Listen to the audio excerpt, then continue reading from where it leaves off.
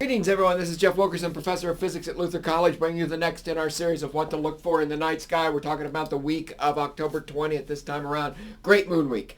Starts new, ends the week about what?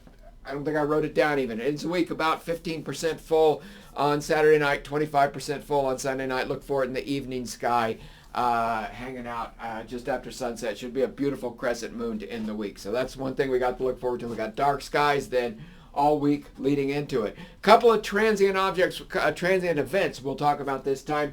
It's the week for the Orionid meteor shower, the peak. As we've talked about many times before, meteor shower, you've got debris from a comet typically that's left behind. It's a tunnel of material, and we fly through that debris field, and we'll fly through that debris field for weeks often. So you'll have some enhanced meteor activity, but you hit the densest part and you get the peak.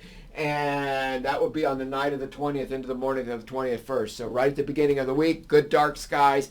The radiant from which it looks like all of these meteors come is in Orion, hence the name of this meteor shower. That rises after midnight toward morning, but you don't have to look in the direction of the radiant. You can see these meteors anywhere across the sky. They would just trace back to above the arm of Orion, basically, above Betelgeuse.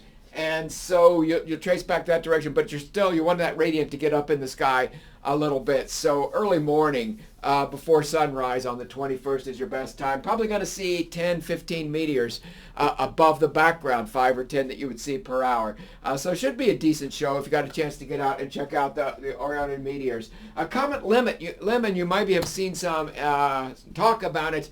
We've been hanging on a little bit to get for some dark skies. Unfortunately, I've been rainy for the last week or so and haven't been able to check out how this comet is progressing, and comets always make me nervous because I'm nervous recommending them to you because you just never know how they're going to brighten and what they're going to look like. But right now, if you can see it, it should be, and I think you can, it should be pretty easy to find. You follow the handle of the Big Dipper. We like to say the handle of the Big Dipper arcs to Arcturus, the bright star Arcturus down this direction. But Arcturus is the brightest star in Boötes, and Boötes looks like this sort of upside down trash bag or bag up this direction. That star, Itzar, is right there, is above Arcturus above Arcturus and off to the left just a little bit, and maybe as you move up. Relatively bright star at 2.4 magnitude. Comet Lemmon is going to move right below there on the 21st to the 22nd to the 23rd to the 24th. Should be tracking along there. Use your binoculars to find it. Find Arcturus, arc to Arcturus from the handle of the Big Dipper. Use your binoculars to find the comet, and then see how easy it is to see the comet without binoculars. May or may not be easy to do. Depends how it's brightened over the last week or so. It's going to continue to get brighter, but maybe a little bit trickier to see. You got to do this right after sunset. Just let it get dark, and as soon as it's dark, get out there and look to the northwest. This region of the sky is not going to be up very much, so it's not going to be up very long. So you want to get out there and do that. To take advantage of the dark skies, the moonless skies, we talked about the Great Square of Pegasus last week, and let's call it the southwest corner of the Great Square of Pegasus, we have this sort of arm, we call it, that's way too long there. Let's put Enif back here, and let's move M15 back here. But M15 is this globular cluster. You go out 4 degrees past Enif is this nice bright star in the end of that chain. To go back last week, we talked about finding M15, and you can go to 4 degrees to catch globular cluster M15. At least I think it was last week. It could have been 2 weeks ago by now. If you drop 12.5 degrees directly below M15, you got M2, another nice big bright globular cluster. So these are beautiful globular clusters. With the dark skies we have, we should be able to see these with binoculars. M2 is not as impressive as M15 in your binoculars. It's going to look like a fuzzy star. It's going to look like a little hazy patch in the sky, but even a small telescope, any telescope you've got pretty much, a 2 or 3 inch telescope, is going to start to open that up a little bit. And by the time you get up to an 8 or 10 inch telescope, you can start to resolve some individual stars around the edges. You can start to see that this is a globular cluster, and it starts to look relatively impressive. This M2 sits about 35 degrees from an object we didn't mark here, but it's Saturn. Saturn is below the Great Square of Pegasus. So we got the nice bright dot of Saturn really well placed. This whole region of the sky is getting high up in the sky by the time it gets dark. So you can see this basically all night, anytime you want to go out to observe, but it's going to be well placed for observing just a little bit east of south.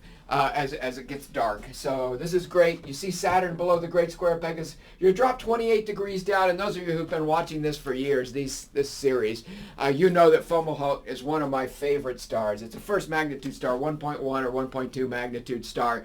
It's the southernmost such star that I can observe from where I live. Big bright star that never gets very far above the horizon. It's so far south. It's 28 degrees down from Saturn right now, off the board down in this direction. And so it's a great star. I love that star. I love to see it in the fall like this. This is a perfect time of year to go out and see Fomalhaut. So that's what we got. We're going to use this M2, Saturn, and Fomalhaut to find a couple of other objects.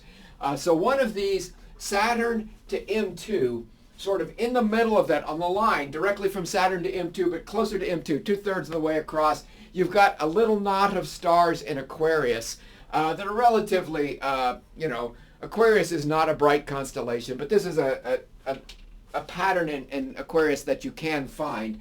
And you've got a star, Eta, Zeta, Gamma, and Alpha, and they all run sort of 3 to 4 magnitude. So that means you can see them for sure. You got these dark skies. If you've got nice, clear, transparent skies where you are, you should be able to see these stars without any problem, without any moon this week. Binoculars would certainly pull them out as you're enjoying M2. But you got your telescope out. Be sure to check out Saturn. The rings are still tilted, not particularly favorably, but it's still an interesting object. It's worth checking out. And you go to Zeta. Zeta here is a nice binary star if you've got enough telescope for it. It's a 1.8 arc seconds of separation of the stars. It was discovered in 1781, 4.6 arc seconds of separation, a relatively easy object. So these things have closed down quite a bit. A 4.4 magnitude and 4.6 magnitude pair.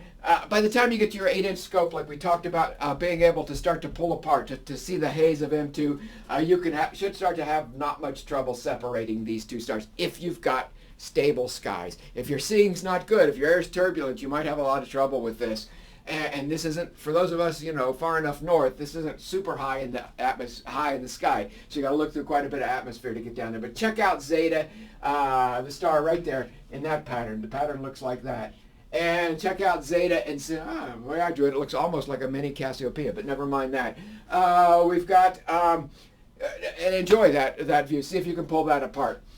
Think about this. The Earth is wobbling on its rotational axis, precessing. So the North Pole, which has plus 90 degrees of declination, is pointing in a different direction all the time. So what we talk about, the declination measures the north-southness of the stars in the sky, and the right ascension measures where they are relative to other stars, east-west wise.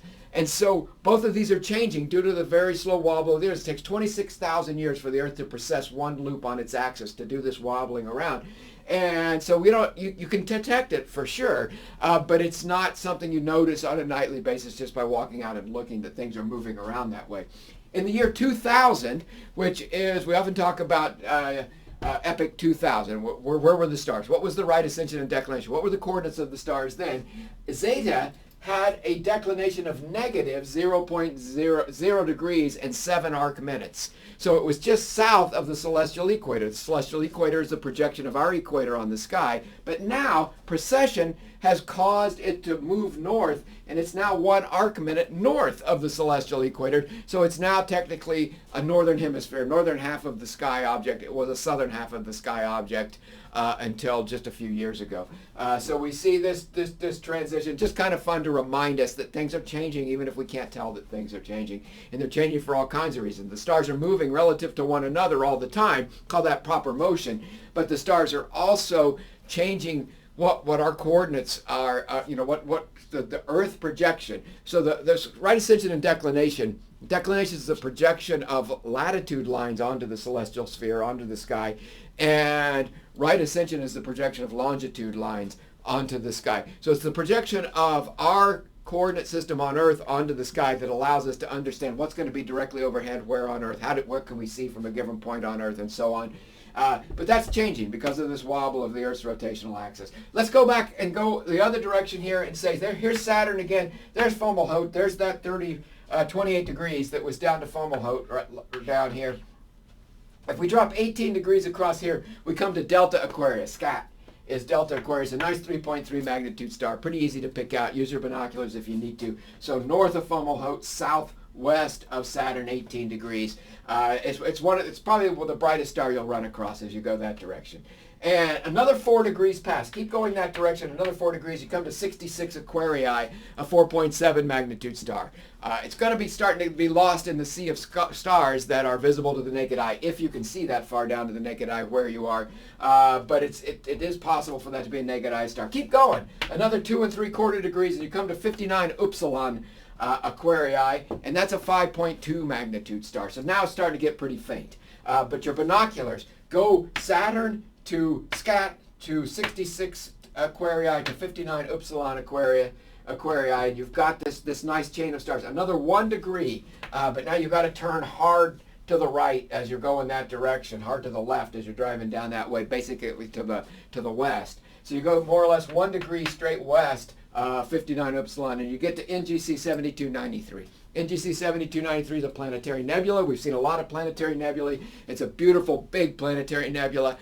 You can get good pictures of it if you're photographing the sky. It's not got a lot of surface brightness because, remember, a planetary nebula is a star that's blown off its outer layers. This one has expanded enough to be big, but not very bright because it gets less dense as it fans out. This is a famous Helix Nebula is the name of this nebula. So check that out as your fun object to take advantage of the moonless dark skies. Low surface brightness, so it's big, but it's not got a lot of brightness difference against the background sky.